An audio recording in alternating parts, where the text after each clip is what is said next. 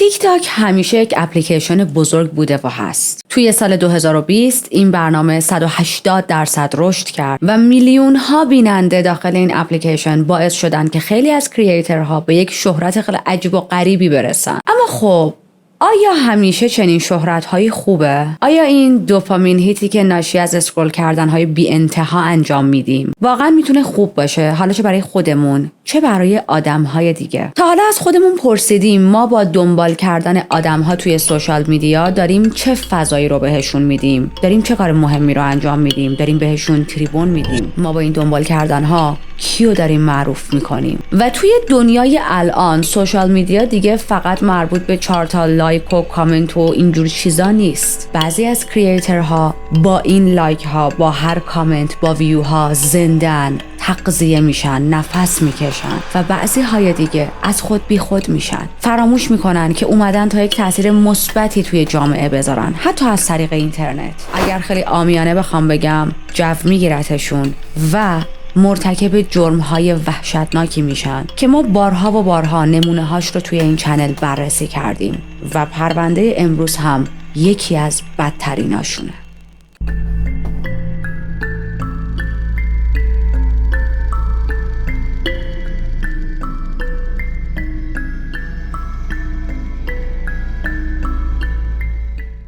خیلی خوش اومدید به یه اپیزود جنایی دیگه. اگه اینجا تازه وارد هستید، من ریتا هستم. در این چنل دور هم جمع میشیم درباره کیس های جنایی مختلف از سراسر دنیا صحبت میکنیم. پس اگر به ترو کرایم و کلا محتوای جنایی علاقه دارید و هنوز چنل رو سابسکرایب نکردید، همین الان میتونید از زیر همین ویدیو دکمه سابسکرایب رو بزنید. اینطوری به خانواده ما ملحق میشید، ویدیوهای جدید رو از دست نمیدید و کلی هم ویدیوهای قدیمی وجود داره که میتونید ببینید. یه یادآوری کوچیکم بکنم، لایک شما خیلی به چنل کمک میکنه. قبل از اینکه کیس رو شروع کنیم، من هنوز مریضیم کامل خوب نشده، سر حال ترم، ولی فکر میکنم گرفتگی صدام هنوز هست. نمیدونم، حالا شماها باید بگید. علی ناصر ابولابن متولد 1992 بود توی 25 می. از اسمش مشخصه دیگه، یک شخص مسلمون بود، توی یک خانواده مسلمون به دنیا آمد، اما در نیویورک و توی نیویورک هم بزرگ شد. خانواده‌اش در اصل اهل فلسطین بودن و وقتی علی خیلی کوچیک بود به آمریکا مهاجرت کرد. حالا بعضیا میگن توی نیویورک به دنیا اومده، بعضیا میگن وقتی کوچیک بوده مهاجرت کرده، نمیدونیم. ولی به هر حال علی شهروند آمریکایی بود.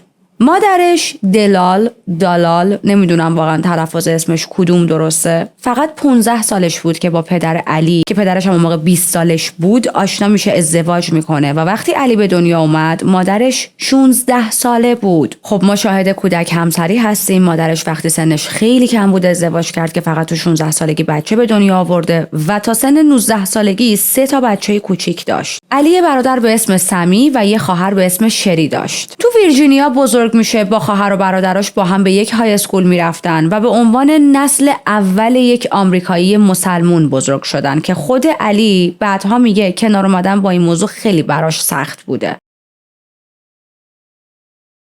علی خیلی بچه بیش فعالی بود و بیشتر وقتا به خاطر این بیش فعالی و شیطنت‌های گاهی بی جایی که داشت تو مدرسه به دردسر میافتاد، چون واقعا نمیتونست یه جا آروم بشینه، واقعا نمیتونست توی کلاس تمرکز داشته باشه و به درس ها دقت کنه، دست خودش نبود. خیلی وقتها نوسانات خلقی و مشکلات کنترل خشم داشت از همون دوران کودکی و نوجوانی. توی مدرسه هم خیلی همه اذیتش میکردن و دست مینداختنش که خب باعث میشد برای اینکه بتونه خودش دفاع کنه وارد یک حالت سرکشی و یاغیگری میگن، نمیدونم، یاغی بشه. یعنی بولیمی شد، بولیمی کرد. آخر سر میبرنش پیش یک روانپزشکی و توی سن 14 سالگی تشخیص میدن که اون ADHD داره و البته یه سری مشکلات دیگه که خب حالا ذکر نکردن، اما میدونیم که براش دارو تجویز کردن. داروها واقعا داشتن به علی کمک میکردن، اما یک تغییری هم براش به وجود آورده بودن، چون میزان دارویی هم که میخورد تقریبا زیاد بود. یعنی مثلا اونجوری نبود که یه دونه 2 تا قرص بخوره، چون همونطوری که اشاره کردم چند تا اختلال داشت. این تغییر شامل حال چی بود؟ علی کم حرفتر شد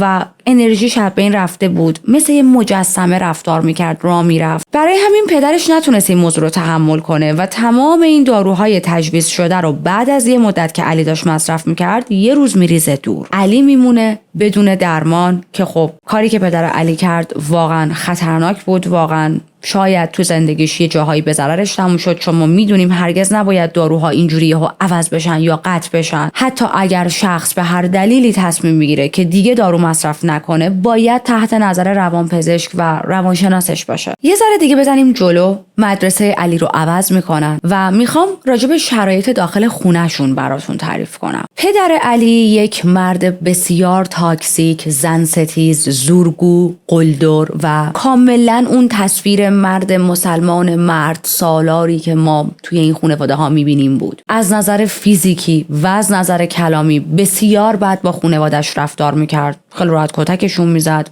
مادرشون رو کتک میزد، یعنی همسر خودش رو. بسیار زود از کوره در میرفت، خیلی زود عصبانی میشد و اولین نفری که خشمش رو سرش خالی میکرد همسرش بود. اصلا هم براش فرق نمیکرد که بچه‌ها الان توی خونه حضور دارن یا نه، دارن این فریادها و توهینها و فحش‌ها رو میشنون یا نه، دارن کتک زدنها رو میبینن یا نه. مثلا به همون عادی که من احتمالاً میشستم با خانواده‌ام یه کافی بعد از ظهر میخوردم، اونم به همون عادی کتک میزد اعضای خانواده‌اش جلوی هم دیگه، یعنی لایف استایل بود براش. و خب مادر و پدر علی خیلی وقتا با هم دعوا می‌کردن. دعواهاشون جوری بود که یه وقتا دور تا دور خونه دنبال هم می‌دویدن. بیشتر وقتا مادر علی تلاش می‌کرد که از دست پدر علی فرار کنه، چون پدرش می‌خواست کتکش بزنه. و خب علی که بچه بزرگتر بود، خواهر و برادرش رو توی بغلش می‌گرفت و همشون با هم گریه می‌کردن و این فوران‌های خشم خشونت آمیز رو تماشا می‌کردن. واقعیت اینه که موقعیت خیلی غم انگیزیه برای هر بچه‌ای که توی چنین شرایط خانواده‌ای قرار میگیره. علی با پدرش خیلی درگیری‌های فیزیکی شدیدی داشت. یعنی اونطوری نبود که پدرش فقط حالا مادرش رو کتک بزنه و اینا، نه، با علی هم خیلی زیاد درگیر میشد. پدرش علی رو با کابل جارو برقی، کفش و سیم میزد و خیلی وقتا علی بدنش پر از کبودی‌ها و جاهای زخم بسیار بسیار عمیق بود و با همینا میرفت مدرسه. خب معلما میدیدن و وقتی ازش میپرسیدن که چرا انقدر بدنت زخم و کبوده،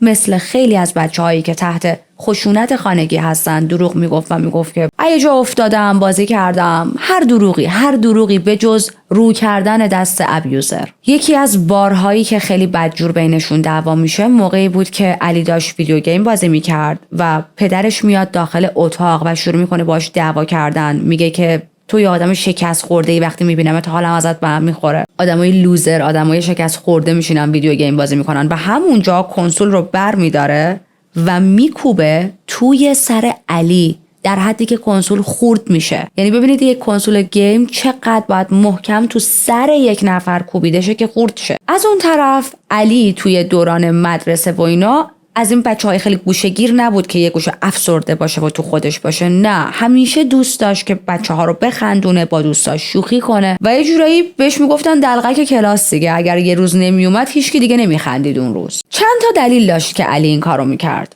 اولین دلیلش این بود که علی از توجه گرفتن لذت می‌برد. اون به خاطر ظاهر متفاوتی که داشت مشخص بود که خب از یک کشور دیگه‌ای اومده و گفتم بهتون خیلی‌ها به خاطر این موضوع بولیش می‌کردن، نمیتونست توجه خیلی زیادی دریافت کنه، ولی از این طریق میتونست. و یک دلیل دیگه‌اش هم این بود که این خندیدن‌ها و جوک گفتن‌ها باعث می‌شدن که برای لحظه‌ای حواسش از آزار و اذیتی که توی خونه داره تجربه می‌کنه پرت شه. این در واقع یک مکانیزم دفاعیه که من خودم هم گاهی اوقات دارم. وقتی خیلی مشکلات زیاد میشه فقط سعی میکنم چیزای طنز ببینم، ویدیوی حیوانات رو ببینم، بگم، بخندم، برقصم. با این تفاوت که علی شرایط خیلی سختی رو توی خونه داشت، با یک خانواده بسیار بسیار تاکسیک. وقتی که میتونست بچه‌ها و دوستاش رو بخندونه، حس میکرد که یک ارزشی داره، یک آدمیه برای خودش، برای آدم‌ها مهمه. علی و خواهر برادراش با دوربین ویدیوهای بامزه میگرفتن، میشستن دوباره نگاه میکردن ویدیوها رو، میخندیدن و کلا تو اون دوران نوجوانیش علی خیلی به آواز علاقه داشت. حتی توی نوجوانی دنبال خوانندگی هم رفت، ولی خب اصلاً پدرش خوشش نیومد، چون باز دوباره پدرش مسلمون بود و این مدلی بود که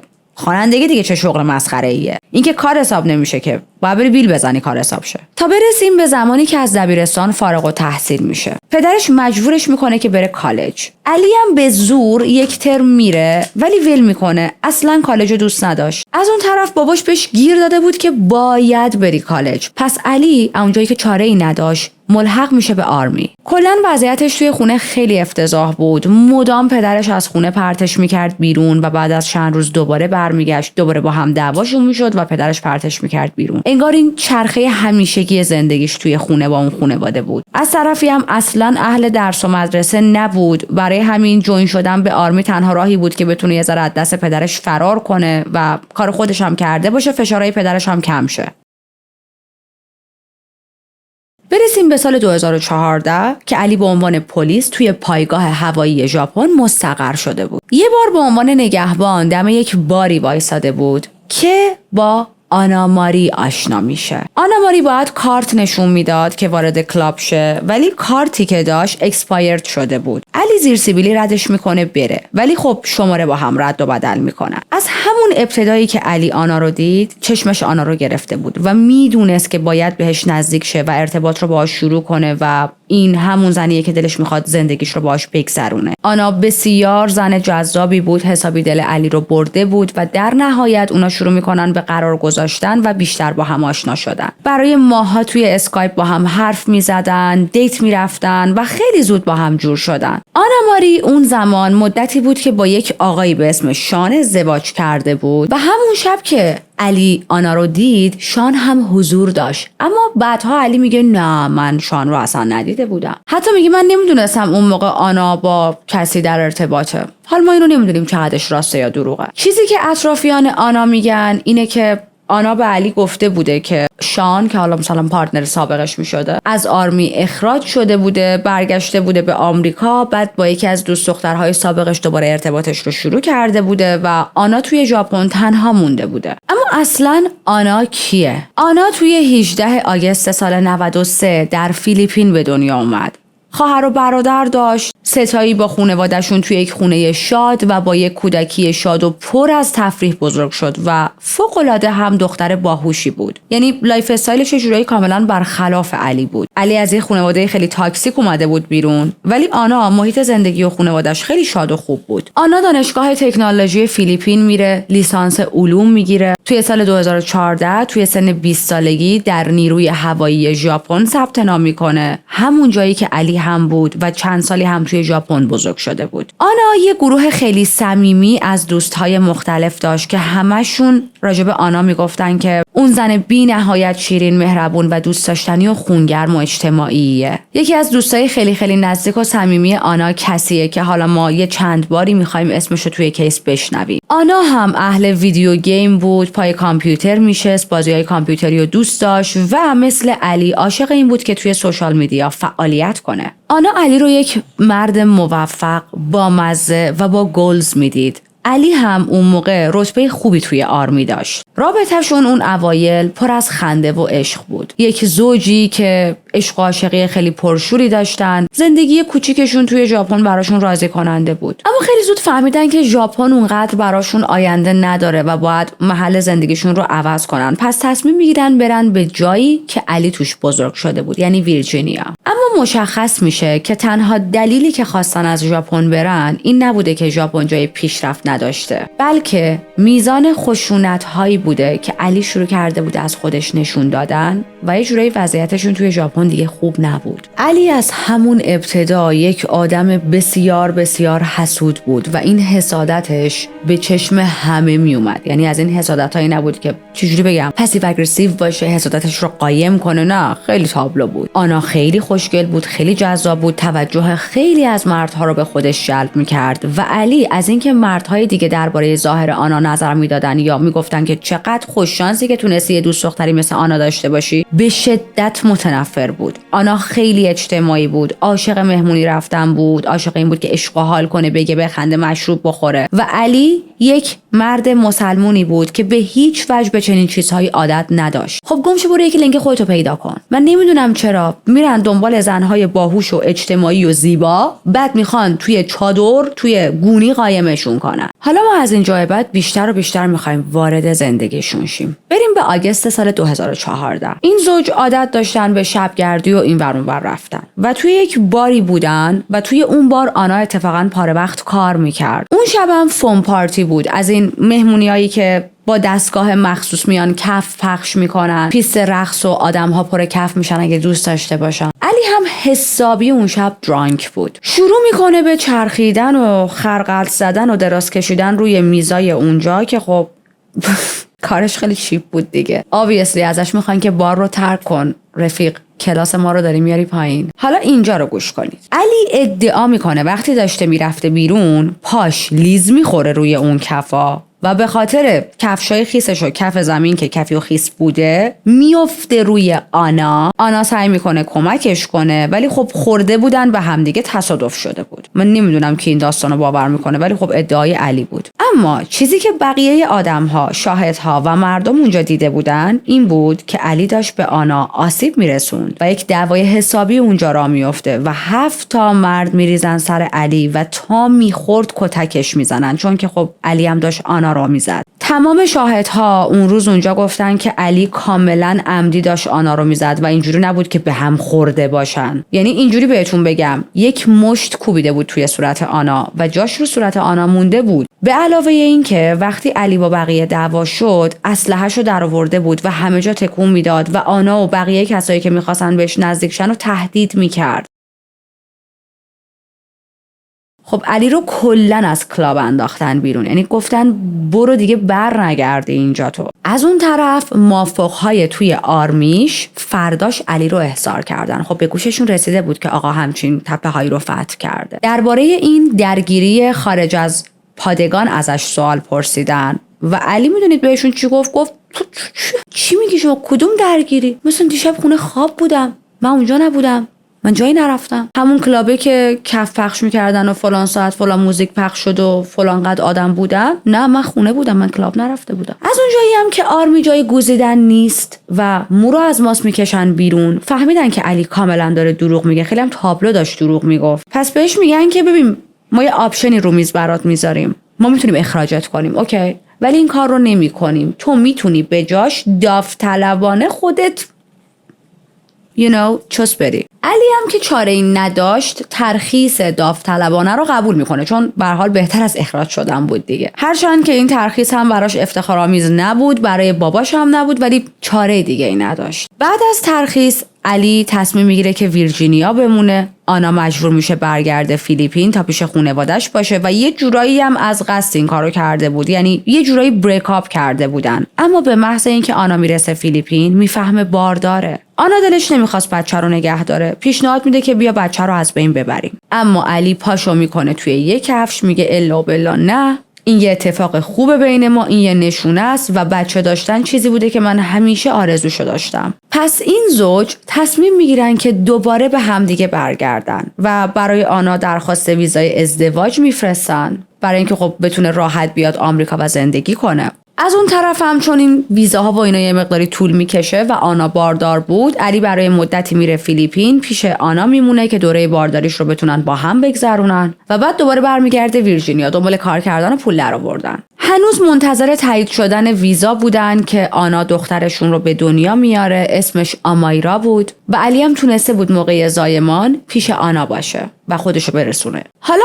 علی میگه من این موقع ها بود، تو همین خط زمانی بود که بچه‌مون داره به دنیا میاد، اون موقع بود که تازه فهمیدم آنا یک ازدواج قبلی داشته. ما نمیدونیم واقعیتو، ولی با عقل یه مقدار جور در نمیاد. ببینید من بر اساس الگوهای رفتاری مردهای کنترلگر دارم میگم. مردهایی که مثل علی خیلی کنترلگرن و خیلی حسودن، اونجوری نیستن که خیلی ریلکس جا بشینن و بگن عزیزم هر چی رو خواستی با من شیر کن. میرن میگردن، سرچ میکنن، هر کاری میکنن که اطلاعات بیشتر به دست بیارن و میزان حسادت و کنترلگری علی خیلی بالاه. حالا جلوتر متوجه میشید. یه کسی با این خصوصیات اخلاقی یعنی نفهمیده که زندگی خصوصی یا شخصی آنا چی بوده، اونم در حالی که بچه دارن. الان بازم میگم ما هیچ مدرکی براش نداریم، ولی به نظر من با عقل جور در نمیاد. anyway سال 2017 آنا و آمایرا بالاخره میرن ویرجینیا، ویزاشون براشون میاد، میرن پیش علی و برای یه مدت توی خونه مادر و پدر علی با خانواده‌اش زندگی میکنن. همون موقع ها با حضور چند تا از دوستا و خانواده علی و دوستای آنا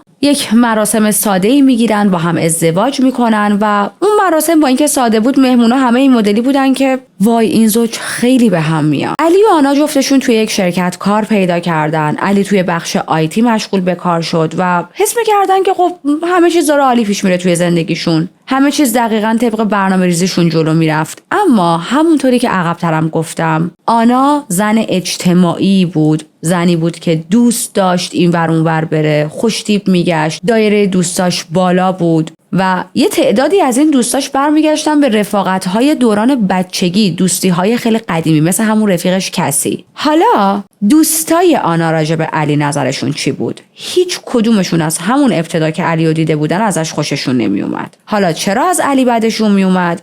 اونا همه علی رو یک آدم اتنشن سیکر میدیدن. میگفتن علی ایناست که همیشه باید مین کاراکتر باشه. با آنا مثل یک جایزه رفتار میکنه. آنا رو کنار خودش نگه میداره جوری که انگار یک جایزه‌ای به دست آورده و دوست داره به بقیه نشونش بده. علی اصلاً دوست نداشت که کسی به آنا توجه کنه. حتی دوستای خود آنا. یعنی این مدلی بود که وای اگر تو با دوستات بگردی توجهت از روی من برداشته میشه، گذاشته میشه روی دوستات. پس تمام مدت سعی میکرد که آنا رو از دوستاش دور کنه. کسی دوست آنا میگه علی از همون اول یک ابسشن شدیدی روی آنا داشت. از همون اول که شروع کردن با هم دیت کردن، علی رفتارش خیلی بد بود. مثلا یه بار کسی زنگ میزنه به آنا، با آنا کار داشته و گوشی آنا بوده. همینطوری که داشته زنگ میخورده یهو علی گوشیو برمی‌داره جواب میده. کسی این کار رو خیلی کریپی میدونست. ولی خب حالا به روی علی نمیاره که تو چرا برداشتی، تو چرا جواب دادی. حالا چرا این کار رو کریپی میدونست؟ به خاطر اینکه تازه این دو نفر داشتن با هم دیت میکردن. یعنی اونجوری نبود که خیلی از هم شناخت داشته باشن. چرا آدم گوشی کسی که تازه داره باش دیت میکنه رو باید جواب بده؟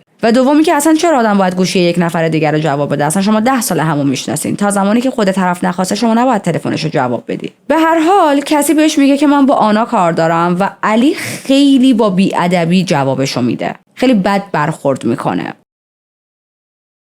پس داریم از همون ابتدا میبینیم که رفتارهای علی با دوستهای آنا هم خیلی بد بوده. یعنی فقط اونجوری نبوده که با خود آنا خیلی رفتارش بد باشه. البته اینو در پرانتز بگم، ماه‌های اول ارتباطشون علی اصلا این خشونت‌هاشو نشون نمیداد. فکر نکنید، بیشتر داشت لاو بامب میکرد آنا رو. اما به وضوح رفتارش با تمام دوستا و اطرافیان آنا افتضاح بود. Another red flag. اگر پارتنر شما به خصوص اوایل آشنایی، زمانی که جایگاه گوز خاصی نداره، با اطرافیان شما، با خانواده شما، همکار شما با بی احترامی برخورد میکنه و مدام سعی میکنه شما رو از اطرافیانتون دور کنه، به جای اینکه متوجه شه شما یک دایره حمایتی دارید از اطرافیانتون، شما رو دور کنه و با اونا بد رفتار کنه، همونجا سیفونو بکشید روی اون رابطه، چون اینجوری خودتون رو از یک رابطه بسیار بسیار سمی نجات دادید. حالا توی این خط زمانی که رسیدیم، علی و آنا تقریبا دوتاشون توی سوشال میدیا فعال بودن. در واقع یکی از گلزاشون این بودش که هر دوشون به یک نمیدونم اینفلوئنسر تبدیل شن توی سوشال میدیا یا همچین چیزی و توی این کار موفق هم بودن. علی خودش رو ذاتاً کمدین میدونست و خیلی زود توی اپلیکیشن تیک تاک تونستش که فالوورهای زیادی جمع کنه. اینستاگرامش هم هولوش سال 2018 فکر میکنم شروع کرد، چون داشتم پیجش رو نگاه میکردم. اولین پستش مال سال 2018 بود. شروع میکنه به پست کردن ویدیوهای کمدی کوتاه و تقلید صدا بر اساس کاراکترهای فیلم‌ها که واقعیت من چند تا ویدیوهاشو دیدم خیلی بیمزه بود. اصلا حالم به هم خورده بود. مثلا این مدلی بودم که یخ نکنیم مرد. نمیدونم چجوری هزاران نفر فالوش میکردن و میخندیدن. اما خب مهم این بود که خودش فکر میکرد خیلی با نمک و شیرینه. فالووراش هم قطعا این فکر رو میکردن دیگه. و این موضوع باعث میشد که ایگوش هر روز بزرگ و بزرگتر شه. آنا توی ویدیوهاش از علی حمایت میکرد و خیلی جاها اگر لازم بود اونو گریم میکرد، میکاپ میکرد، نورپردازی و زاویه دوربین و اینا رو براش اوکی میکرد. از اون طرف اطرافیان آنا میدیدن که علی خیلی رفته توی وایب این که من لایقه زندگی لاکچری ام و باید پول به دست بیارم و من باید ستاره بشم. اینجوری بود که میرفت تو آینه صبح به صبح خودشو میدید و میگفت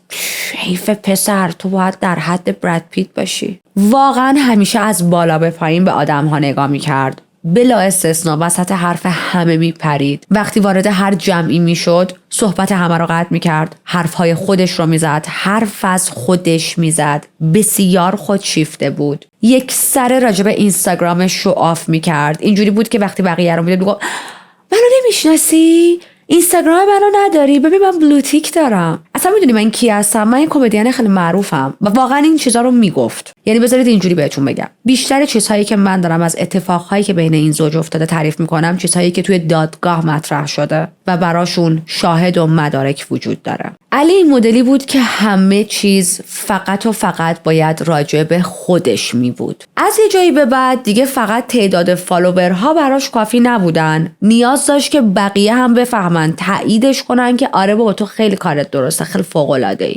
واقعا به تک تک آدم‌های دور و برش نیاز داشت برای اینکه تاییدش کنن، برای اینکه بهش بگن تو خیلی آدم مهمی هستی، تو یک سلبریتی. اما اینها تمام چیزهایی نیست که راجع به علی باید بدونیم. علی بعدهای تاریک هم داره. یعنی بعد تاریک که خب یه سریاشو گفتیم، ولی تاریک‌تر از اونها منظورمه. یکی از تاریک‌ترین ابعاد علی علاقه و وسواس شدیدش به اسلحه داشتن بود. درسته شما توی آمریکا توی یه سری از ایالت‌هاش اجازه دارید که به اسلحه دسترسی داشته باشید، اما شهرت علی به طور خاص بهش این حس رو میداد که حق داره با اسلحه‌اش هر کاری که دلش میخواد بکنه. تمام مدت پیش اطرافیانش یا راجع به بلوتیک اینستاگرامش حرف میزد یا راجع به اینکه اسلحه همراشه و داره اسلحه با خودش حمل میکنه و اسلحه چیز خوبیه و بلا بلا بلا. مدام پشت لحن شوخی میگفت به اطرافیانش که بیاد بریم تیراندازی کنیم، بیاد بریم سوار ماشین شیم، یه جا رو به رگبار ببندیم. بعد وقتی یه گروهی از دوستاش واکنش منفی نشون میدادن و میگفتن که داداش فاصله چیه، جی تی ای نیست، زندگی واقعیه، نمیتونیم همینجوری سوار ماشین شیم و با ماشین از روی آدم ها رد شیم. اونجا علی عقب میکشید و میگفت کامان من دارم شوخی میکنم، جدی نگیرید. و به نظر من با توجه به وضعیتی که الان توی آمریکا وجود داره راجع به موضوع اسلحه، این چیز اصلا شوخی بردار نیست. بعدها علی میگه دلیل اینکه من به اسلحه نیاز داشتم به خاطر این بود که یکی توی اینترنت دختر من رو تهدید کرده بود و منم رفتم به صورت قانونی اسلحه خریدم تا بتونم با حمل سلاح از دخترم محافظت کنم. اما خب ما میدونیم اینطوری نیست، چون علی قبل از اینکه بچه‌شم به دنیا بیاد عشق اسلحه بوده، اسلحه داشته و هر چقدر که توی سوشال میدیا معروف و معروفتر میشد، تاریکی های وجودش هم بزرگتر میشد. منظورم این نیست هر کسی که توی سوشال میدیا به شهرت میرسه افکار دارک داره. در واقع اکثریت اینجوری نیستن، اما علی جز به اون دسته هایی بود که اینجوری بود. گفتیم آنا هم تو سوشال میدیا فعالیت میکرد. آنا حدود 11,000 تا فالوور توی اینستاگرام داشت و محتوای زیبایی شناسی و سلفی و عکس هایی از یک رابطه بی‌نقص و ریلز و اینجور چیزا پست میکرد، رابطه‌اش با علی. و واقعا هم زن خیلی زیبایی بود. بعضی وقتا با علی کلاب میکردن تا بتونن محتوای شیرین بسازن، نشون بدن که چقدر رابطهشون رابطه موفق و خوبیه، چقدر با هم خوشحالن، میگن میخندن. علی و آنا کنار دخترشون آمایرا یک خانواده بی‌نقص رو به تصویر میکشیدن، ولی واقعیت توی زندگیشون این نبود و این چیزی بود که تو اینترنت اینجوری به نظر میومد. با اینکه علی یک سوپر استار نشده بود و نبود، اما دقیقاً تو بهترین زمان ممکن وارد تیک تاک شد. یعنی همون اوایل دوران ویروس کرونا و اینا که خیلی از اینفلوئنسرها شهرتشون به وجود اومد و موفق شدن، علی هم تو همون زمان تونستش که خیلی سریع به یک موفقیتی برسه، تعداد زیادی از فالوور رو جمع کنه. موفقیتی که علی تو همین زمان کوتاه به دست آورده بود، اونو متقاعد کرد که قرار خیلی آدم مهمی باشه. هدفش فقط و فقط یه چیز شد. میخواست یه روزی توی همون فیلمایی بازیگر بشه که الان داشت از روشون ویدیوهای طنز میساخت. یکی دیگه از جنبه‌های دارک شهرت توجه‌هایی هست که آدم بابتش میگیره. از چه نظر میگم دارک؟ از این نظر که آیا واقعا همه آدم‌ها ظرفیت این میزان از توجه رو دارن؟ شهرت و محبوبیت علی باعث شد که توجه زنهای زیادی بهش جلب شه و خود علی هم سرش گیج بره. و فراموش نکنیم علی یک مرد متأهله و بچه داره و این که شروع کنه لاس زدن با زنهای دیگه چیز خوبی نیست. از این نظر میگم چیز خوبی نیست که تو رابطه این دو نفر این کار خیانت تعریف میشه. ما روابط متفاوتی داریم. بعضی ها توی رابطهشون این موضوع رو خیانت نمیدونن، بعضی ها میدونن. در رابطه این دو نفر این کار ابسولوتلی خیانت بود. این میشه که علی بارها و بارها به آنا خیانت میکنه. خودش مردی بود که به شدت روی زنی که دنبالش بود ابسشن داشت و همه جوره چکش میکرد و مواظب بود که یه وقت سوس کنار از کنار زنش رد نشه. اما خودش رو محق میدونست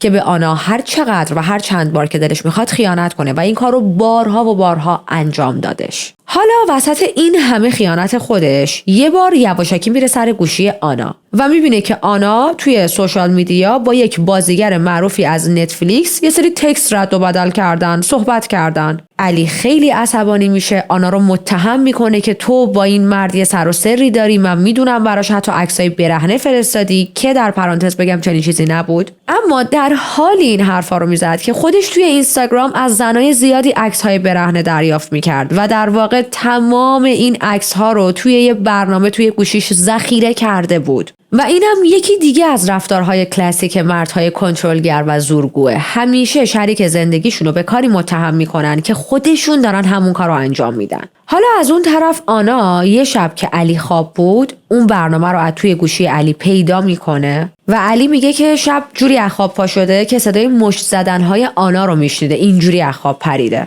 همونطوری که میشه تصور کرد پیدا کردن این عکس‌های برهنه توی گوشی علی توسط آنا مشکلات خیلی بزرگتری رو توی رابطه‌شون به وجود آورد. برای آنا راحت نبود که با این خیانت‌ها، کامنت‌ها و دایرکت‌ها و چیزهایی که یک سره داره توی سوشال میدیا از سمت علی میبینه و علی داره با بقیه انجام میده کنار بیاد. رابطه‌شون شدیداً داشت تاکسیک میشد و مهمونی رفتن و مصرف مواد این زوج اوضاع رو بدتر و بدتر هم میکرد. علی و آنا مدام با هم دعوا و بحث میکردن، دعواهایی که بعضیاشون خیلی جدی بود و به درگیری‌های فیزیکی و حوادث مربوط به دامستیک وایلنس کشیده میشد. و بیایید صادقانه نگاه کنیم بهشون. این زوج توی واقعیت خیلی با هم فرق داشتن. علی یک آدم بسیار خودشیفته و تنها بود و آنا یک آدم اجتماعی بود، عاشق این که دور و برش پر از دوستاش باشه و این موضوع برای علی جواب نمیداد. از اون طرف آنا دوست نداشت مثل علی خونه نشین باشه. از اون طرف هم علی دوست نداشت آنا اینقدر با دوستاش بیرون بره، چون اینجوری احساس میکرد کنترلش رو داره از دست میده و دوست داشت آنا فقط و فقط پیش خودش باشه، تمام وقتش رو با اون بگذرونه، فقط به اون توجه کنه.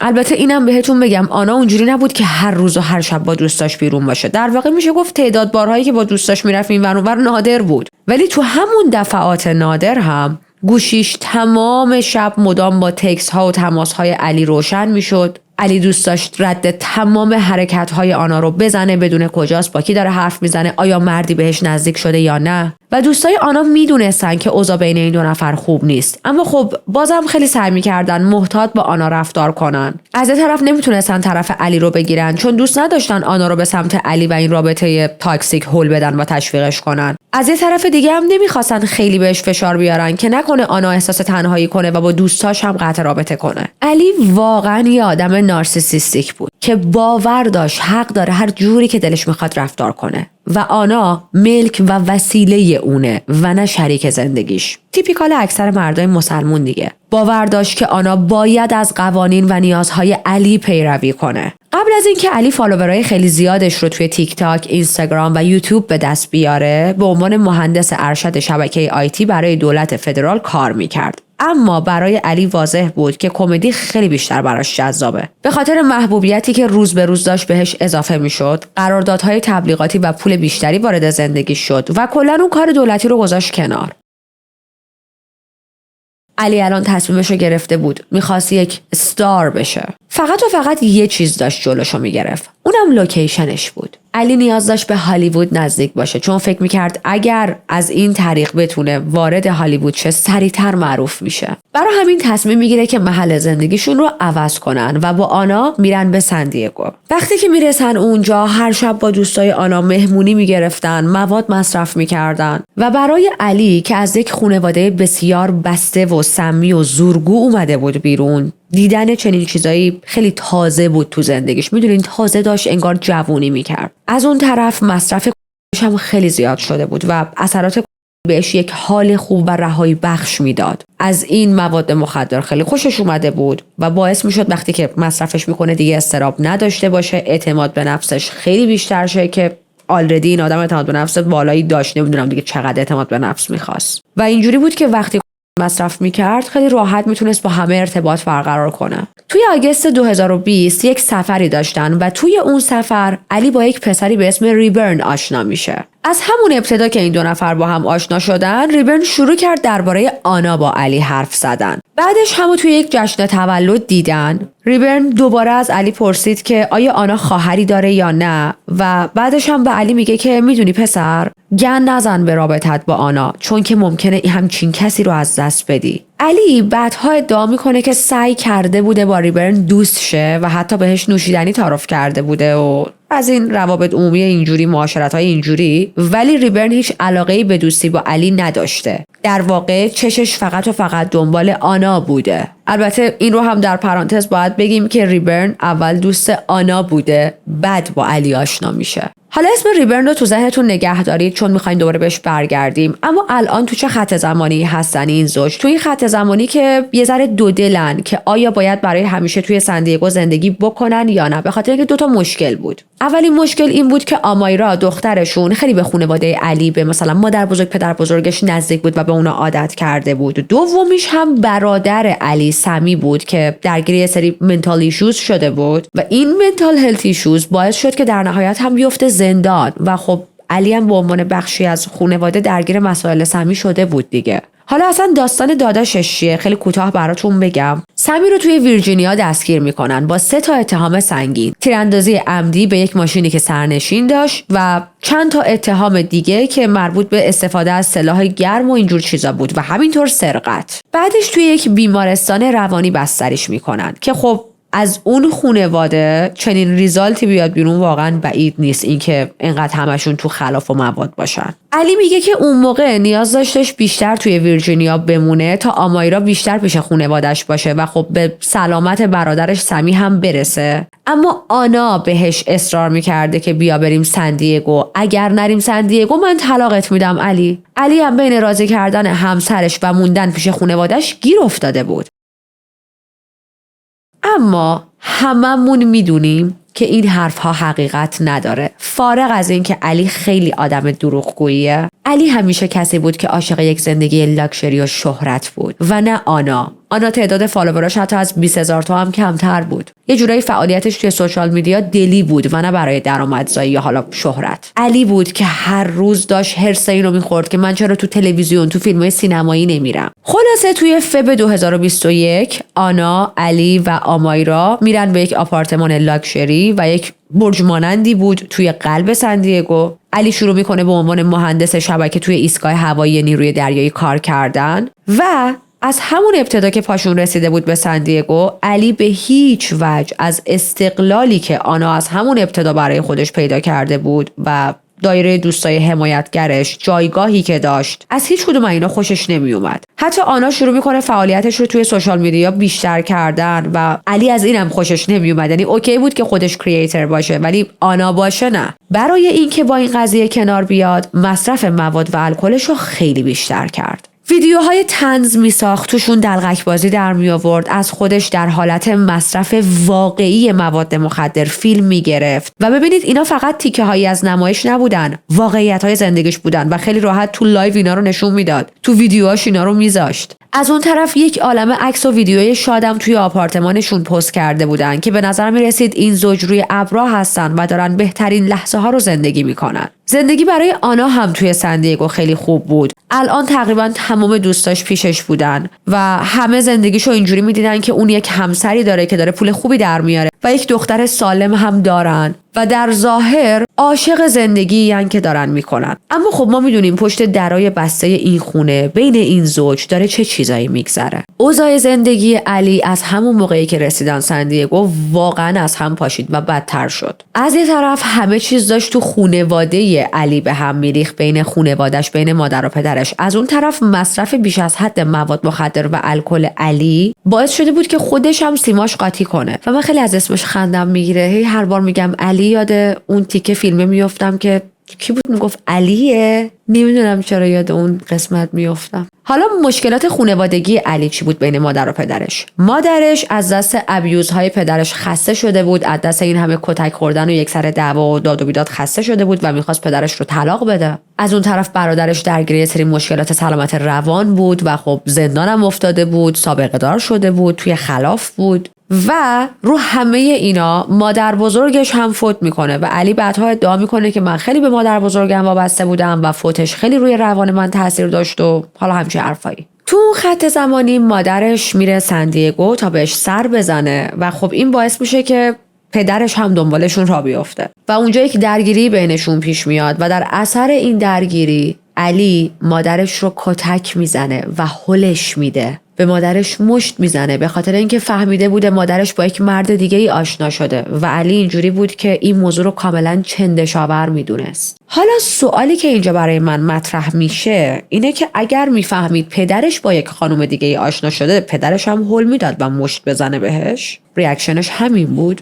Absolutely not. مصرف مواد مخدر علی داشت بیشتر و بیشتر میشد، مهمونی رفتنهاش بیشتر میشد و جوری شده بود که اوایل فقط آخر هفته ها مصرف میکرد، اما الان هر شب داشت این مواد رو مصرف میکرد. مصرف باعث میشد که برای حالا یه مدتی، یه بازه زمانی چند دقیقه یا چند ساعته دقیق نمیدونم به یک نقطه خاصی برسه، ولی بعدش یک پارانوید میومد سراغش. دیگه نمیتونست عادی غذا بخوره، نمیتونست عادی بخوابه و نمیتونست عادی فوکس داشته باشه و کار کنه. مجبور میشن که بهش مرخصی کوتاه مدت بدن از سمت سر کار، اما خب نمیتونست بهشون بگه که مشکل من چیه، یعنی به چه دلیلی من به این مرخصی نیاز دارم. obviously نمیتونست بگه چون اینقدر دارم کوک میکشم نیاز دارم میذاره مغزم استراحت کنه. دور و بر همین تایما بود که رفتار آنا نسبت به علی عوض شد، به خاطر اینکه آنا یه جورایی خسته شده بود. رابطه‌شون فقط و فقط شده بود دعوا دعوا دعوا. اوایلی که با هم آشنا شده بودن، رابطه جنسی بخش بزرگی از رابطه‌شون بود و آنا به خاطر حالا هر دلیلی، آسیب‌هایی که از علی دیده بود یا هر چیزی دیگه، دلش نمیخواست با علی رابطه جنسی داشته باشه و در واقع ادامه رابطه جنسی با علی رو قطع میکنه. درگیری‌های فیزیکی انقدر بینشون زیاد پیش می اومد، علی انقدر آنا رو کتک میزد که بعدها عکسای خیلی زیادی توی دادگاه منتشر میشه از بدن آنا. این عکس‌ها رو برای اطرافیانش میفرستاد، همیشه ایجاش کبود بود. یکی از بارایی که خیلی بدجور آنا رو کتک میزنه موقعی بودش که داشت کوکائین مصرف میکرد و با آنا دعواش میشه، آنا رو میندازه زمین و 3 بار مشت میکوبه تو صورتش. اون دعوا یکی از بدترین دعواهاشون بود. وقتی پدر علی میبینه که علی این مدلیه، شروع میکنه باهاش صحبت کردن و نصیحتش میکنه که بیا برو یه دوره‌های تراپی رو بگذرون، یه ذره مثلا کنترل خشم داشته باشی، دوره‌هایی که به اضطراب، افسردگی، ADHD و حتی یه سری دیسوردرهای دیگه کمک میکنه. مثل اینکه برای علی تشخیص بایپولار خیلی شدید داده بودن، جوری که باید قرص مصرف میکردم و خب ما علی رو میشناسیم دیگه، هیچ وقت به قرص پناه نمیبره و همیشه سعی میکنه با مواد همه چیزو درست کنه. علی تصمیم میگیره حرف پدرش رو گوش کنه و به این دوره‌های تراپی بره، اما وقتی به آنا میگه، آنا اینجوری بود که اوکی برو و علی تو پرش میخوره. علی بعدها میگه که اون اصلا منو حمایت نمیکرد. حالا باز دوباره من اینجا نمیدونم چه توقعی از آنا داشت، چون آنا پارتنرش بود، همسرش بود، شریک زندگیش بود، قرار نبود تراپیستش باشه. از اون طرف حرفهای آنا موجوده که یک سره به اطرافیانش میگفت علی واقعا مشکلات شدید روانی داره و من از دست کاراش خسته شدم، از دست کتکاش، فریاداش و حتی از دست خیانتهاش. از اون جایی که علی همیشه عادت داشت هر کاری رو شروع کنه و نصف ول کنه، این جلسات تراپی رو هم نصف ول کرد و نتونست کامل بره جلو. به جاش دوباره برگشت به مصرف الکل به عنوان روش درمانی خودش. انقدر درگیر اعتیاد شده بود که همیشه یک کیسه همراهش بود، مثل کسایی که مثلا بسته سیگار همراهشونه، اینم به همون عادی همیشه همراه خودش داشت. و دوستای آنا توی این خط زمانی واقعا نگران امنیت جانی و روانی و فیزیکی آنا بودن. زندگیشون توی سندیگو فقط و فقط داشت به سمت خشونت و تاکسیک بودن پیش میرفت و نه سلبریتی شدن و نه موفقیت. یکی از دوستای آنا بعدها میگه علی خیلی آدم غیر قابل پیش بینی بود و من میدونستم که علی خیلی وقتا آنا رو میزنه، چون آنا با من درد و دل میکرد. یه سری از عکس‌هاش رو با من به اشتراک میذاشت و این عکس‌ها شامل کبودی‌های روی بدنش بود. اما خب آنا هر بار میبخشیدش. اینجوری بودش که ما با هم چندین سال زندگی ساختیم، ما با هم بچه داریم و من باید به این زندگی و رابطه یک شانس دوباره‌ای بدم. بعد از دعواهای خیلی شدیدی که داشتن، آنا چمدوناشو جمع میکرد، با دخترش آمایرا خونه رو ترک میکرد، میرفت پیش دوستاش یه مدت میموند و بعد دوباره برمیگشت. علی مدت لاو بامبش میکرد، دوباره با هم دعواشون میشد و این اتفاقها مثل یک لوپ هی بینشون تکرار میشد. آنا چندین و چند بار پلیس رو هم برای علی خبر کرده بود، از جمله توی جولای سال 2021 که گزارش داده بود، زنگ زده بود و تماسش موجوده. آنا زنگ زده به پلیس و بهشون میگه که علی داره رفتار دیوونه بازی از خودش نشون میده، اسلحه‌شو گرفته دستش، داره تو خونه راه میره، داد میزنه و این در حالیه که ما یک دختر کوچیک توی خونه داریم و همینطوری داره فریاد میزنه و تهدید میکنه ما رو که جون خودم رو میگیرم. اما آنا هیچ وقت از علی شکایت نمیکرد، به خاطر اینکه این مدلی بود نمیخوام پدر بچه‌م بیفته زندان. آنا این مدلی شده بود که با انتخاب کردن بهترین کار ممکن درگیری داشت و انقدر تحت خشونت بود که نمیتونست ذهنش رو خیلی خوب، چی میگن اصطلاح فارسیش، ذهنش رو جمع و جور کنه، درست دقیق فکر کنه. و البته یه دلیل خیلی بزرگ دیگه هم داشت که از علی شکایت نمیکرد. از علی میترسید. پیش خودش این فکر رو میکرد که احتمال خیلی زیاد طولانی مدت توی زندان نگهش نمیدارن و بالاخره از زندان میاد بیرون و وقتی بیاد بیرون چی میشه؟ از اون طرف علی هم خیلی ذهن آنا رو دستکاری میکرد و خیلی جاها بهش التماس میکرد که خواهش میکنم به پلیس زنگ نزن، از من شکایت نکن، منو ننداز زندان. میدونم که کارم اشتباهه، یه جورایی اعتراف میکرد و رسما قسمش میداد دیگه، من خودمو درست میکنم، من خودمو اصلاح میکنم، ولی همه حرفاش بود. کلاً این اتفاق خیلی بینشون دیگه عادی و رایج شده بود. علی آنا رو میزد، بهش خشونت نشون میداد، حالا چه فیزیکی چه روانی و چه کلامی. بعد از آنا عذرخواهی میکرد، قبول میکرد که یک آدم آزارگر عوضی اینا رو خودش به خودش میگفت. توی خونه یا گوشیش برای خودش یادداشت میذاشت، با خودش حرف میزد، میگفتش که احمق چرا زنتو کتک زدی؟ تو که زن خیلی فوق‌العاده و شیرینی داری، چرا این کارو میکنی؟ چرا اینقدر آزارگری؟ بعد توی روزهای آینده آنا رو لاو بام میکرد، تکستایی میفرستاد، ویدیوهایی میفرستاد مثل صبح خیرای خیلی قشنگ، امیدوارم روز خیلی قشنگی رو شروع کنی. براش ویدیو میفرستاد از خودش، توی ویدیوها قربون صدقش میرفت، انگار نه انگار که مثلا شب قبل یا چند شب قبل آنا رو کتک زده. هی میگفت قصدم از این کار فقط اینه که بدونی من خیلی متاسفم بابت چیزایی که داری به خاطر من تحمل میکنی، واقعا معذرت میخوام، من خیلی احمقانه بود رفتارم، نمیدونم یهو چم شد، چه بلایی سرم اومد، نمیدونم کار مواد بود یا به خاطر عدم امنیت هام بود، خلاصه هر چی بود اشتباه بود، من دیگه این رفتار رو انجام نمیدم. بعد دوباره 2 روز بعد آنا رو کتک میزد.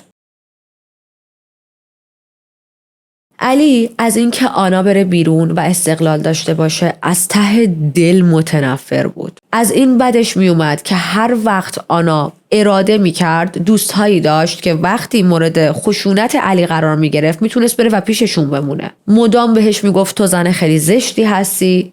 تمام مدت کنترل میکرد که کجا داره میره، کنترل میکرد که چی بپوشه، با کدوم دوستاش بگرده، با کدوم دوستا نگرده. و از یه جایی به بعد شروع کرد به ضبط کردن همه چیز با گوشیش که این شامل دعواهایی بود که با آنا میکرد. اما بدونید چیش عجیبه؟ اینه که خودش شخصی بود که توی این ویدیوها داشت به آنا توهین میکرد، یا یه سری ویدیوهاش موجوده، من به خاطر قوانین یوتیوب نمیتونم بذارم، که توش داره لوازم رو میشکونه و آنا رو کتک میزنه و اینا رو خودش ویدیو گرفته بود. خیلی جالبه. و فقط رکورد کردن ویدیو نبود، بلکه خیلی وقتا توی تیک تاک وقتی لایو میرفت برای 1 میلیون فالوورش تمام مدت آنا رو آزار میداد و بهش توهین میکرد. فکر کنید تو لایوش، و به طرز عجیبی از دنبال کننده هاش، از فالووراش تایید میگرفت. توی یکی از همین ویدیوها میگه که با حق شهروندی کوچولوت خدافزی کن خانوم خراب فیلیپینی. این زنی که یه فلان فلان شده یه سری فوشا میده، منو کشون سندیگو برای چی؟ برای اینکه بتونه با همه دوستاش مثل یه فاحشه باشه. آنا هم تمام مدت توی ویدیوها بهش میگفت بس دست از دروغ گفتن بردار و علی با صدای بلندتر فریاد میزد نه دروغ نیست، واقعیته. تو دیگه الان اصلا شوهر نمیخوای که دوستاتو داری. دوستای آنا بارها اونو با کبود و بریدگی روی صورت و بدنش دیده بودن. مثلا اوایل سپتامبر 2021 آنا و علی برای شام رفته بودن بیرون که با هم دعواشون میشه و علی کیف آنا رو میکشه. بعدش یه مشت میکوبه به گونه چپ آنا و فکر کنید این در حالیه که توی ماشین بودن و آمایرا توی صندلی عقب ماشین نشسته بود. انگار اصلا براش مهم نبود که آزارگریش رو مخفی کنه.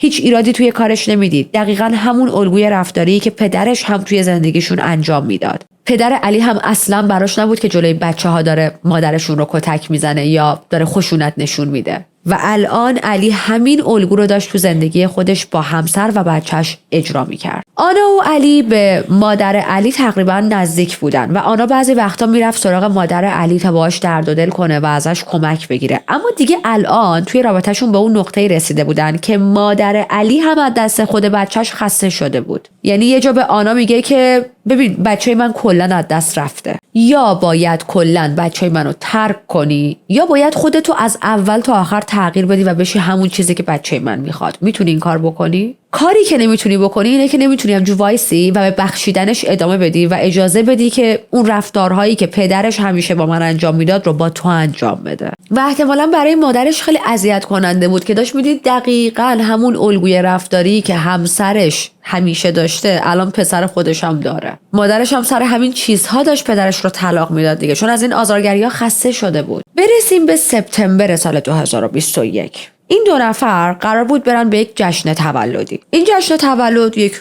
جشن تولد خیلی آنچنانی بود، توی هتل JW مریت بود که دوباره با هم بحثشون میشه.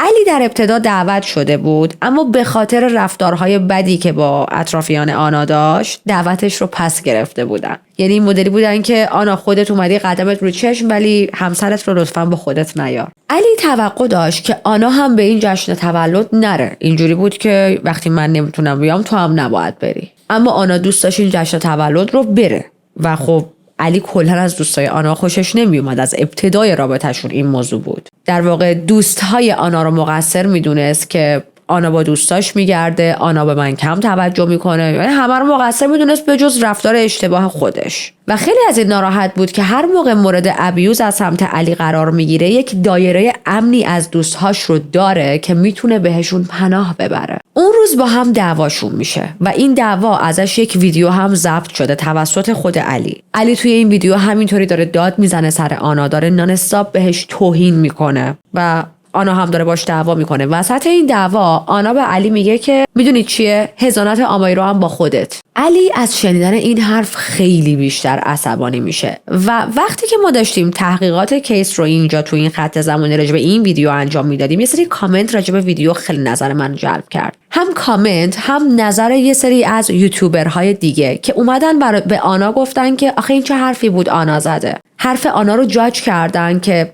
چطور ممکنه تو به عنوان مادر همچین حرفی بزنی؟ چطور امکان داره به عنوان مادر برگری به یکی بگی حضانت بچه با خودت؟ برای همین من 2 نکته رو باید اینجا بگم. اولا، ما چرا فکر میکنیم مادر مقدسه؟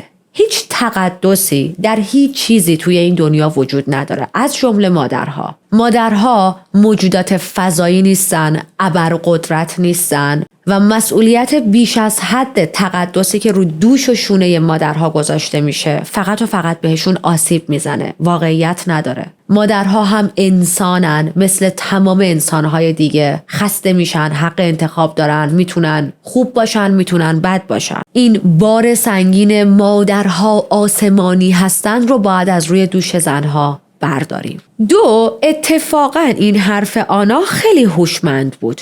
بهتون دلیلشو بگم. ببینید آدم‌هایی که گیر اشخاص ابیوزر میافتن یک الگویی رو خیلی زیاد میبینن. اون شخص ابیوزر، اون شخص کنترلگر مثل علی مدام توی شرایط بحرانی میاد و دست میذاره روی حساسیت‌ها و وابستگی این اشخاص. در واقع شخص قربانی. علی هم خیلی از جاهایی که آنا رو تهدید میکرد یه سر چی میگفتش که بچه‌تو بهت نمیدم، حضانت بچه‌مون رو بهت نمیدم، که البته شکر میخورد به خاطر اینکه تو کشورهای خارجی این مدلی نیستش که صرفاً چون شما یک منبولی لای پات در اومده بتونی هر کاری بکنی و حضانت بچه‌ت 100% با تو باشه. شما برای حضانت فارغ از جنسیتت باید شرایطش رو داشته باشی. ولی خب علی یک سره این فشار رو به آنا می آورد. آیا تهدید تو خالی بود؟ بله. آیا فشار به آنا وارد میکرد؟ بله. و از یه جایی به بعد آنا احتمالاً با خودش این تصمیم رو میگیره که اوکی تو با این بچه میخوای به من فشار بیاری، مثلا حضانت بچه رو هم نمیخوام، دیگه میخوای چیکار کنی؟ خلاصه دوباره برگردیم به اون دعوای اون شبشون سر اون تولد و هتل رفتنه و اینا.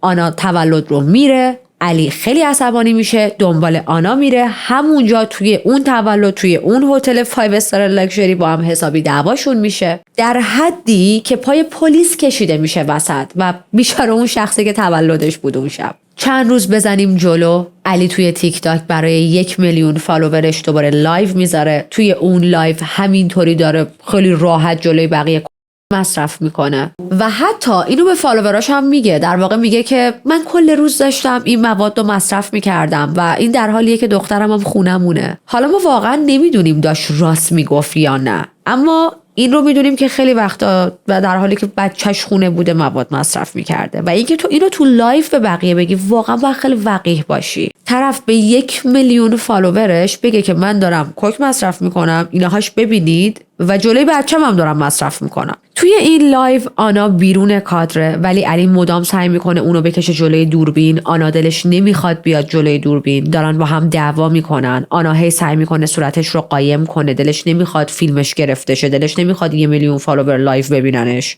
و علی داره نان استاپ بهش توهین میکنه. توی ویدیو صداش شنیده میشه که به آنا فحش‌های بسیار رکیکی میده، حرفای خیلی بدی میزنه، بهش میگه نمک نشناس، بهش میگه تو از من سوء استفاده کردی که گرین کارت بگیری و خیلی راحت جلوی بقیه میگه این زن لیاقتش اینه که پرت شه به فیلیپین، نباید اینجا باشه. و فکر کنید این حرفا رو داره به زنش، به مادر بچهش میزنه. و باز دوباره در کمال تعجب فالوورهای عزیزش از علی حمایت میکنن. وای من چقدر هرسم میگیره از این آدم ها. میدونین علی اگر آتیشه اینا همه بنزین رو آتیشن. کامنت میذاشتن که آره حق با علیه، آنا داره باش بد رفتار میکنه، آنا خیلی آدم وحشتناکیه، آنا آدم فروش، اگه آدم فروش نبود زنگ نمیزد به پلیس. لیترلی دارن میگن که آنا زنگ زده به پلیس به خاطر اینکه داره کتک میخوره، کارش اشتباه بوده، آدم فروشی کرده. درگیریشون هی شدتش بیشتر میشه. آنا یه چمدون میاره، شروع میکنه لباساشو توی اون چمدون ریختن، میخواسته جمع کنه بره. علی باهاش درگیر میشه، چمدونو میگیره، این میکشه اون میکشه و علی آنا رو پرت میکنه اونور. این پرت کردنش خیلی محکم و وحشیانه بود، جوری که آنا میفته زمین، سرش میخوره به پایین تخت، زانوهاش آسیب میبینه، به سختی بلند میشه، به پلیس زنگ میزنه و به محض اینکه علی میفهمه آنا به پلیس زنگ زده از خونه فرار میکنه. انقدر ترسو بود که حتی جرئت نداشت وایسه و واقعیت کاری که کرده روبروشه. پلیس میرسه، از آنا میپرسه که فقط خودت توی خونه ای تنهایی؟ آنا میگه آره ولی دخترم هم هست. پلیس میپرسه دعوا سر چی بود؟ آنا بهش توضیح میده، میگه ما بحثمون شد، من داشتم لباسامو توی چمدون میچیدم که برم، بعد علی منو هل داد. پلیس ازش میپرسه که آسیب دیدی؟ میگه آره سرم، پام، زانوم، جاهایی که آسیب دیده بود و زخم شده بود و داشت خون میومد و به پلیس نشون میده. پلیس همه رو ثبت میکنه و آنا و دخترش در نهایت خونه رو ترک میکنن و میرن چند روز پیش یکی از دوستای آنا. یه مدت اونجا میمونن تا خطر رفع شه و آب و از آسیاب بیفته. دوباره چند روز بزنیم جلو. علی توی آسانسور ساختمونشونه و با یک دختر 19 ساله آشنا میشه توی آسانسور. این خانوم تازه به اون ساختمون اسباب کشی کرده بود و توی آسانسور داشت گریه میکرد. با دوست پسر سابقش دعوا شده بود و برادرش هم تازه فوت کرده بود، شرایط روحی روانی خوبی نداشت و شروع میکنه با علی درد و دل کردن. علی هم که عاشق این چیزاست. علی بهش دلداری میده، بعد وسط اون دلداری دادنا بهش میگه که چه خوشگلی، چه پری، چه دومی، چه سری. دعوتش میکنه خونش، اون خانوم میره، شروع میکنن با هم شراب خوردن و لانگ استوری شورت با هم الکل مصرف میکنن و بعدش هم رابطه جنسی برقرار میکنن تو خونه علی با لوازم آنا و علی، روی تخت و مبل آنا و علی. اون دختر بعدها میگه که من اونقدر از علی خوشم نیامد، چون از همون ابتدا دیدم که خیلی از خود متشکره، مدام از ویدیوهای تیک تاکش حرف میزنه، مدام ویدیوهاشو به من نشون میده و همینطور یک بند راجع به همسرش حرف میزد. مدام من رو با همسرش مقایسه میکرد، به خاطر اینکه خب ما جفتمون فیلیپینی بودیم و من از این کارش بدم اومد. میگه به من گفته بود که همسرم چند روز منو ول کرده گذاشته رفته و ما داریم از هم جدا میشیم، ولی خب من وقتی رفتم از دستشویی استفاده کنم دیدم تمام لوازم همسرش توی خونه است و یک حس چندشاوری بهم دست داد. برای همین بعد از رابطه جنسی سریع دوش گرفتم و از اون آپارتمان رفتم. ولی علی ولکن این زن نبود. یک سره بهش زنگ میزد و اصلی ترین چیزی که داشت بهش زنگ میزد این بود که اصرار میکرد ببین اگر یه وقت آنا بهت زنگ زد یا هرچی بهش نگو که ما با هم سکس داشتیم.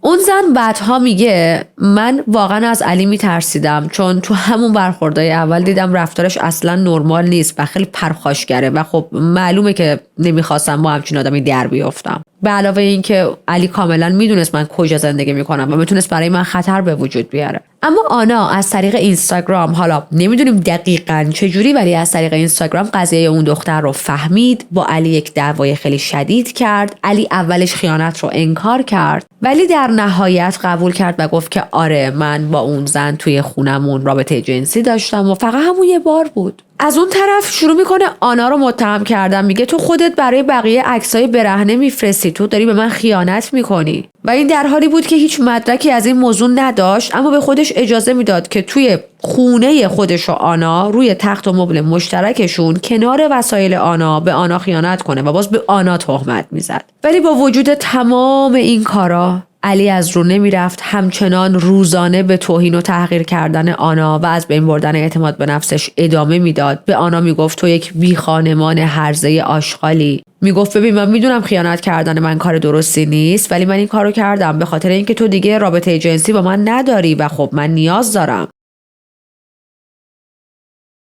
یه حالتی که انگار مثلا یک ماشینیه یا یک حیوان، یا حیوانم اینجوری نیست، نمیدونم واقعا، یک موجودیه که اختیار منبولش دست خودش نیست. برسیم به اکتبر سال 2021 که یک دعوای دیگه بین این زوج اتفاق میفته و این دعوا هم خیلی شدید بود، در حدی که آنا پا برهنه میدوه سمت یکی از آپارتمان‌های روبرویشون توی راهرو و از همسایه‌شون کمک میخواد که با 911 تماس بگیره. میگه که همسرم جلوی دخترمون من رو کتک زده و به کمک نیاز دارم و خب خودش نمیتونست زنگ بزنه به خاطر اینکه علی گوشیش رو قایم کرده بود. علی اسلحه‌شو گرفته بود دستش، همینجوری داشت تو هوا تکون میداد و این در حالی بود که دخترشون آمایرا توی خونه بود و حتی یه جا اسلحه رو، اینجا رو دقت کنید، اسلحه‌شو میده دست آمایرا که براش نگه داره. اسلحه پر رو میده دست یک کودک و میگه یه دقیقه اینو برا من نگه دار. پلیس میرسه، این بار علی فرار نمیکنه و شروع میکنه با چرب زبونی و فیلم بازی کردن شرایط رو هندل بکنه. پلیس هم که از خداشه بره پی کارش و این چیزها رو کیس نکنه. و فقط در این حد بهتون بگم که دعواهای خیلی خیلی خیلی زیادتری بین این زوج بوده که من وارد خیلیاش نشدم،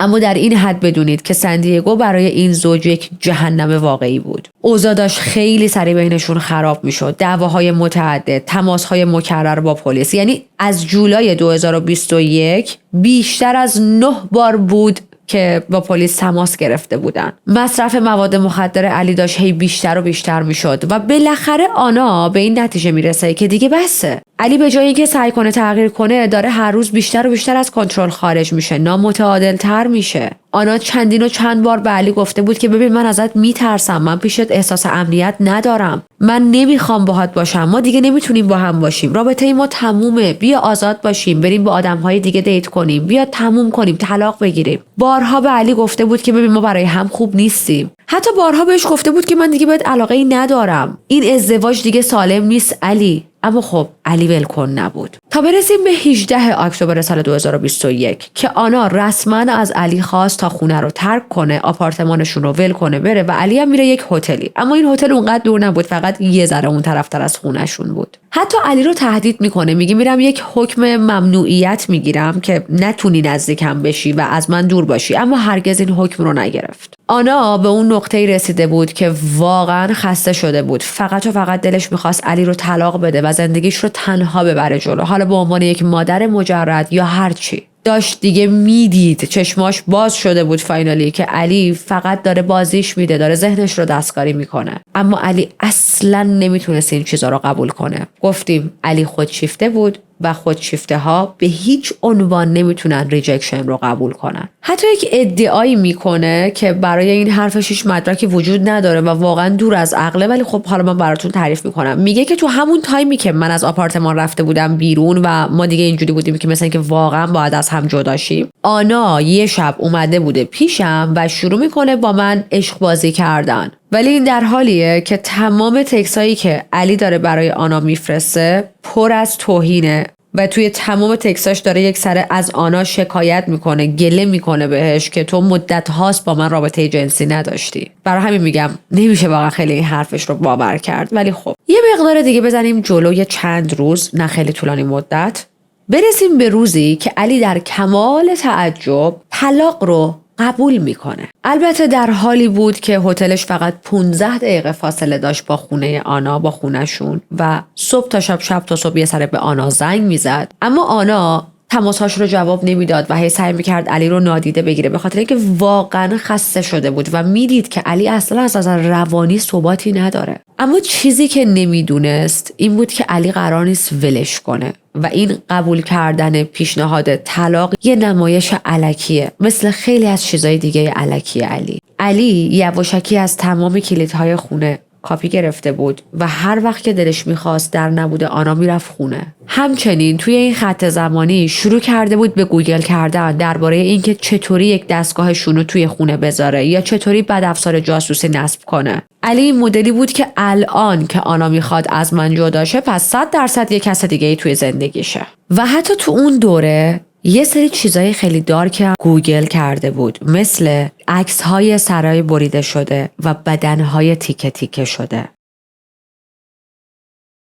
میره با کازینش درباره این جدایی درد و دل میکنه، منتظر این بود که کازینش بهش بگه نه دوباره زندگی تو جمع و جور کن، بچسب به زندگی، بلا بلا بلا. ولی کازینش بهش میگه که باید این جدایی رو بپذیری، این ازدواج دیگه تموم شده علی، باید مووان کنی، باید تمرکزت رو بذاری رو آینده خودت و دخترت. آنا هم میره سراغ زندگیش. خب علی اصلا از این جواب خوشش نیومد و به کازینش گفت که نه، من هرگز اجازه نمیدم کس دیگه ای آنا رو داشته باشه. برسیم به 21 اکتبر سال 2021، روزی که آنا رفته دنبال دخترشون رو از مدرسه بیاره خونه، یه سری کارهای روزمره بیرون انجام بده و علی با اون کلیدی که کاپی کرده بود و داشت در حالی که آنا خونه نبوده وارد خونه میشه و تمام آپارتمان رو به هم میریزه و همه جا رو کثیف میکنه و یک عالمه مواد داخل کدو تنبل هست، دل روده، یه بوی بدی هم میده، جوری همه اینا رو همه جای خونه پخش میکنه. تو همون زمان یک اپلیکیشن روی آیپد دخترش نصب میکنه که بتونه صدای آنا رو توی خونه بشنوه.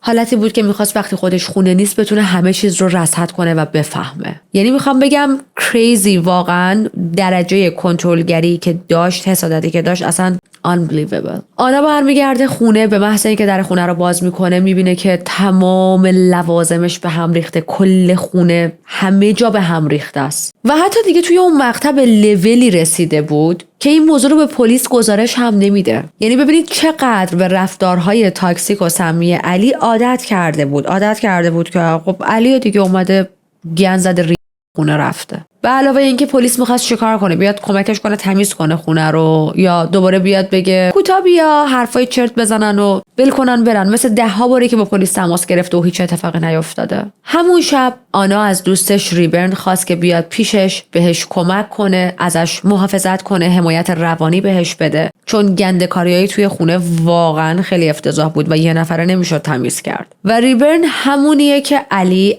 عقب‌تر ازش صحبت کردیم تو سندیگو دیده بودش، میخواست باش دوست بشه و گفته بود که حس میکنم ریبرن بیشتر به آنا علاقه داره تا دوستی با من. و اینجا باید بهتون بگم که تو این مرحله آنا و علی کامل و توافقی از هم جدا شده بودن و فقط منتظر کارهای رسمی طلاق بودن و خب هر کدوم اجازه داشتن با هر کس دیگه که دلشون میخواد حرف بزنن. در واقع یه چیزی بهتون بگم، آدم‌ها حتی موقعی که متأهل هستن هم اجازه دارن با آدم‌های دیگه صحبت کنن و ارتباط داشته باشن. حالا اینکه این کار اخلاقیه یا نه تعریف بین زوج‌هاست توی رابطه‌شون، اما جرم نیست. اون چیزی که جرم فحش دادن و کتک زدن و تهدیدها و تمام ابیوزهای منتالی و فیزیکیه که علی داشت برای آنا انجام میداد. ریبرن خودشو میرسونه پیش آنا، میشینن با هم داشتن حرف میزدن، میگفتن، میخندیدن و چیزی که نمیدونستن این بود که علی داره از طریق شنودی که گذاشته تمام صحبت‌هاشون رو میشنوه و خب از اون طرف علی واقعا خونش به جوش اومد. یه لاین کوک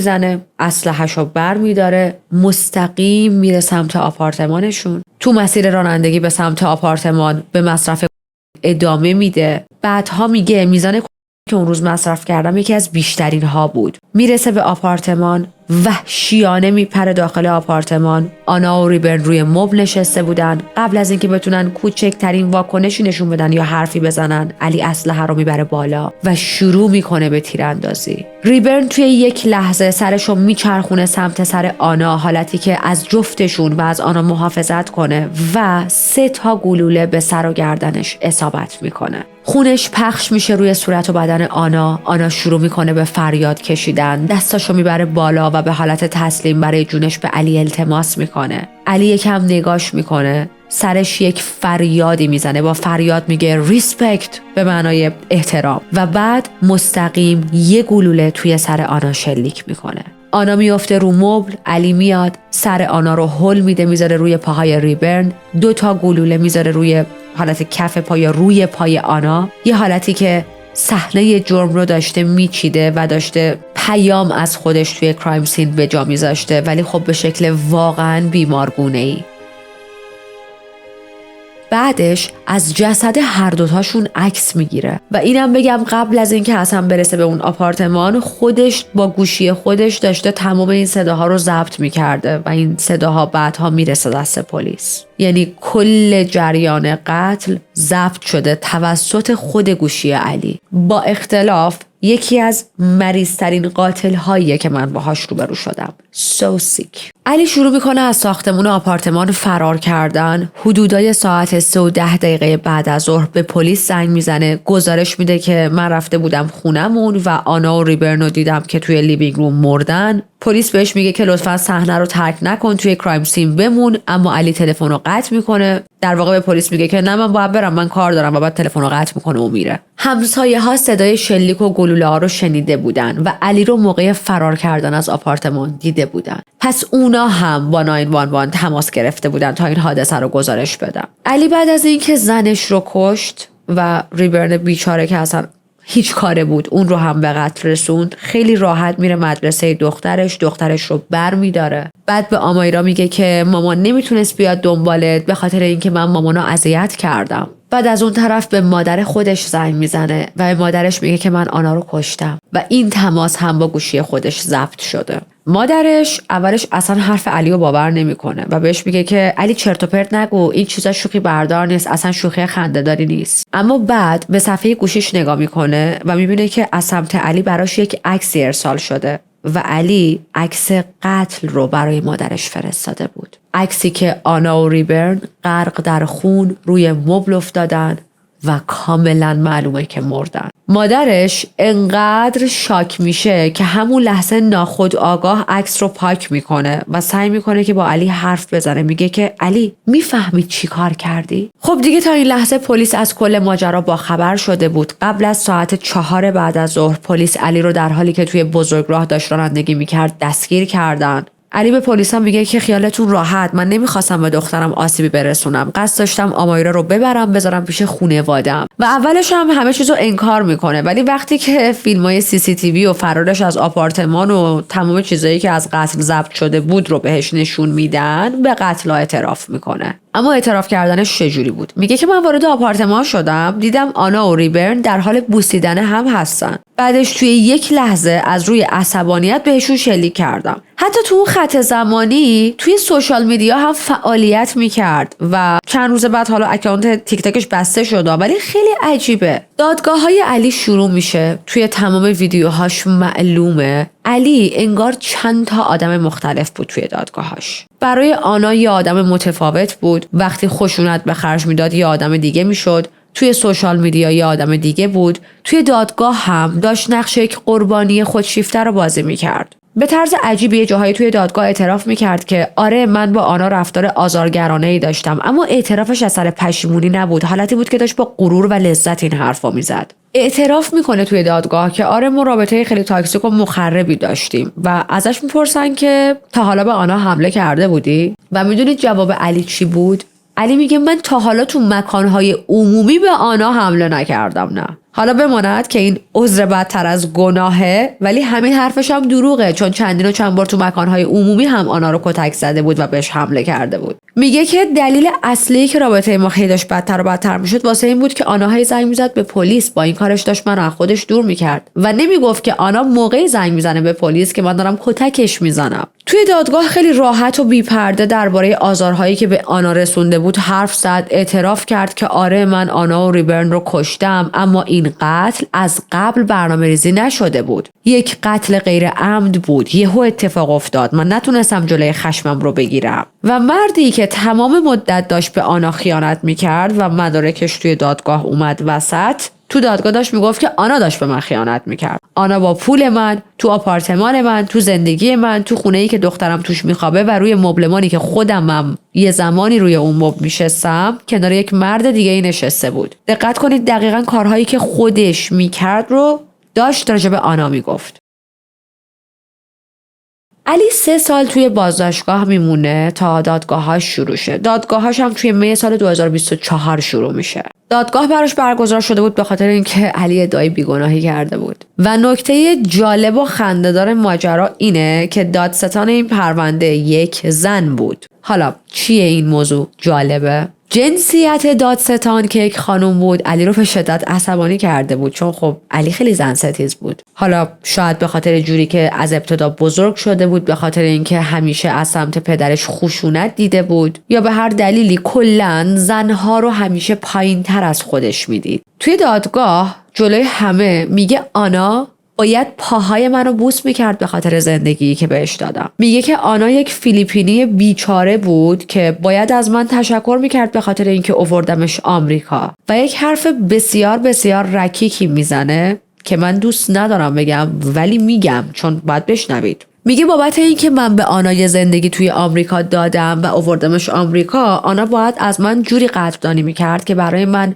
سکس دهانی انجام میداد. ولی خب اینو خیلی رکیک‌تر میگه دیگه، فهمیدید منظورم چیه، نمیتونم حالا تو یوتیوب بگم، بیاید اینستا بهتون میگم. و بله واقعا این حرف رو به همین راحتی توی دادگاه میزنه. یعنی نمیدونم، من تو یوتیوب نمیتونم بگم، بعد این تو دادگاه خودش که زده بود قتل انجام داده 2 تا قتل، اینقدر راحت میگه. علی در طول دادگاهاش به شدت خشمگین بود، با اینکه خیلی تلاش میکرد خشمش رو کنترل کنه، اما کاملا مشخص بود که بسیار بسیار عصبانیه. سر شاهدها داد میزد، زیر لب فحش میداد به همه. بعضی وقتا گریه میکرد، اما گریهش اثر ناراحتی و پشیمونی نبود، اثر عصبانیت بود. اینقدر بازی در میاره که دادگاه مجبور میشه تنفس‌های خیلی زیادی به علی بده، بتونه مثلا خودشو جمع جور کنه و بعد دادگاه رو ادامه بدن. توی دادگاهاش هیچ بحثی سر این که علی ریبرن و آنا رو کشته یا نه وجود نداشت، مشخص بود که کشته. سوال اصلی بود که چرا. وکیلای مدافع میخواستن علی رو به عنوان یک شخصی نشون بدن که یک زنی رو، یعنی آنا رو خیلی دوست داشته و بسیار حامیش بوده، اما از سمت آنا مورد بدرفتاری و بی‌احترامی قرار میگرفته.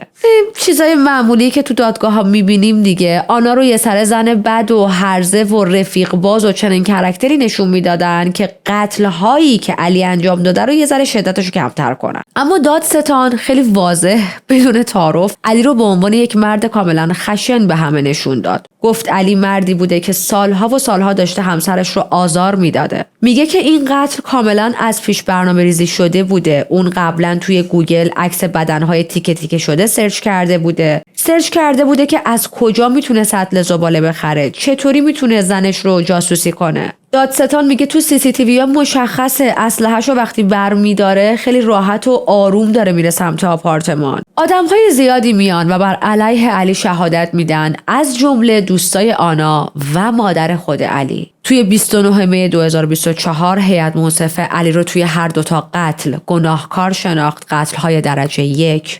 و این واقعیت که بعد از قتل‌ها برداشته بود، بدناشون رو جابجا کرده بود، صحنه سازی کرده بود، سر همسر مردش رو گذاشته بود رو پای ریبرن، عکس گرفته بود، گلوله گذاشته بود رو پای همسرش. اینا همه توی دادگاه خیلی به ضررش تموم شد. ببینید جنایتش اصلا شبیه یک جنایت احساسی نبود. خانواده ریبرن میان توی دادگاه صحبت میکنن، کاملا داغون بودن و واقعا هم دلم براشون میسوزه.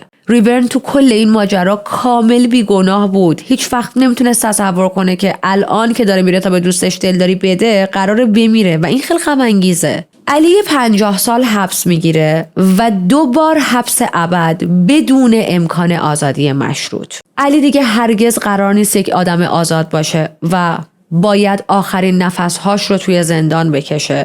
و وقتی که قاضی حکم رو داد، همه توی دادگاه شروع کردن دست زدن و تشویق کردن این حکم. علی هم با عصبانیت تمام شروع کرد دست زدن، انگار که داشت تماشاچی ها رو مسخره می کرد، ولی خب در واقع داشت خودش رو مسخره می کرد. این نمایش ها آخرین تلاش های یه مرد خودشیفته زورگوی زن ستیز در سیرک خودش بود. The bottom line here is he will die in prison. He will never be a free man. He will take his last breath there.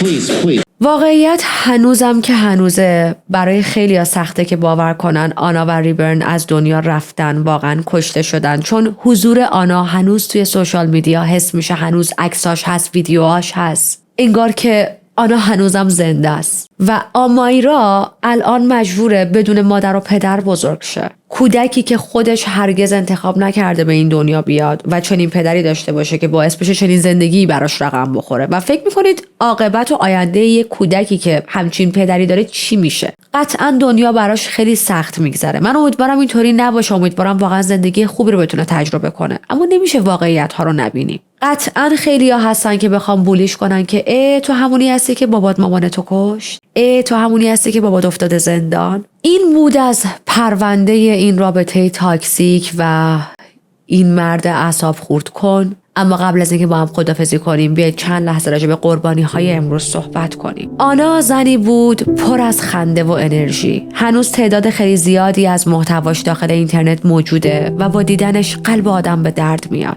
آنا یه زن جوون، یک انسان مستقل و یک مادر بود که بالاخره شجاعت اینو پیدا کرد که در برابر یک چرخه سمی از ابیوز و خشونت وایسه. تو دنیایی که هنوزم ایگو و حس مالکیت مردونه میتونه انقدر ترسناک و مخرب باشه، آنا میخواست یک حق ساده آزادی و امنیت رو برای خودش پس بگیره. ریبرن نماد یک دوست واقعی و یک انسان کاملا بیگناه توی این کیس بود که تو تاریک ترین و پر التهاب ترین روزهای آنا فقط میخواست براش یک نقطه امن و یک حامی باشه. ریبرن قربانی خشم کور و جنون مردی شد که هیچ مرزی برای توهم قدرت خودش قائل نبود. یاد هر دو زنده و گرامی. از این که این ویدیو رو تماشا کردید خیلی ازتون ممنونم. امیدوارم که توی قسمت کامنت سکشن ببینمتون، برام کامنت بذارید. حتی شماهایی که عادت ندارید خیلی کامنت بذارید یا اصلا کامنت بذارید، خب بذارید، چی میشه، خوشحال میشم. اگر جدید هستید و چنل رو سابسکرایب نکردید، خیلی خیلی خیلی خوش اومدید به چنل. دعوتتون میکنم دکمه سابسکرایب رو بزنید. میدونید که خیلی دوست دارم آخر ویدیو نقدهای خودم رو بگم، تحلیل خودم رو بگم، اما هنوز مریضیم خوب نشده و خیلی خستم و الانم دیگه واقعا دیر وقته. پس اگر مریضیم خوب شده باشه و انرژی داشته باشم، سعی میکنم تو ویدیوی بعد جبران کنم و حتما آخر ویدیو براتون گپ مفصل بزنم. امیدوارم تو ویدیوهای بعدی هم همراهیم کنید. مراقب خودتون باشید. روابط سمی رو جدی بگیرید. تا ویدیوی بعدی فعلا.